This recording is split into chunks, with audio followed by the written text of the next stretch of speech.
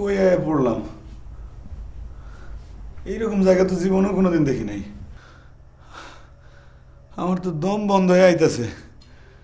আকাশ নাই, বাতাস নাই, কেমনে করে বাঁচুম আমি এই ঘরের মধ্যে? ইকরাম আলীকে তুমি কতদিন থেকে চেনো? কালকে প্রথম। আমি রাস্তার ধারে খাড়াইছিলাম, উনি আমার গাড়িতে উঠতে কইলেন, আমি গাড়িতে উঠলাম। বাহ বাহ বাহ, বিষয়টা এত সহজ? সহজই তো। লোকটা খুব ভালো। আমার গাড়িতে উঠাইলেন, গাড়ির মধ্যে আমার মিঠা মিঠা কথা কইলেন, তারপর আমার একটা চকলেট খাইতে দিলেন, আর যাওয়ানোর সময় আমার 200 টাকা দিয়ে গেছেন।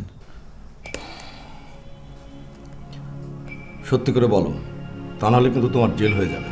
বিনা দোষে তো জেল খাটলামই, একদিন এক রাত। একদিন এক রাত না, অনেক মাস, বছর। তাইলে পরে আমি চাঁদের দেশে কেমনে যাবো? চাঁদের দেশে সবাই যেভাবে যায়। স্বপ্নে। সত্যি করে বলো, ইকরাম আলী কোথায় গেছে? সত্যি করে বলো, ইকরাম আলী কোথায় গেছে? আমি তো স্যার কইলাম যে আমি জানি না, কিছুই জানি না। জানো না? না জানো না? ইকরাম আলী কিছু দূর যাওয়ার পর সে গাড়ি থেকে নেমে অন্য গাড়ি নিয়ে পালিয়ে গেছে। ইকরাম আলীকে আর তার ড্রাইভারকে খুঁজে পাওয়া যাচ্ছে না। তাই নাকি?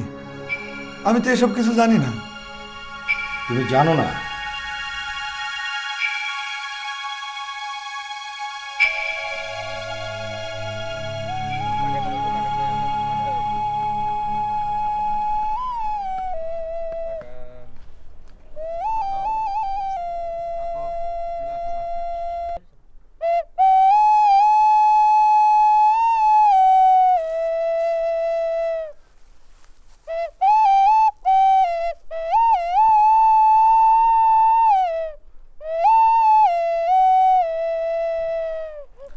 তুমি তো অনেক সুন্দর বাঁশি বাজাও, বাঁশিটা পাইলা কই?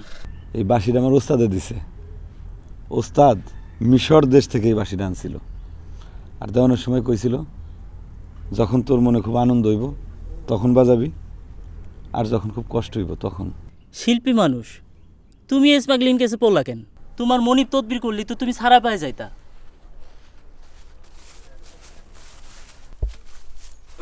নতুন ফুটছে। আচ্ছা, তোমার বাপ মা ভাই বোন কেউ নাই? আছে, মায় নাই, বাপ আছে। তারা তোমার জন্য চেষ্টা করতেছে না? চেষ্টা করবো কেমনে? হেরা তো জানি না যে আমি এই অবস্থায় আছি, আর চেষ্টা করে এবার লাভ কি? কপালে যে কয়দিন দুঃখ আছে সে কয়দিন তো সহ্য করতে হইব।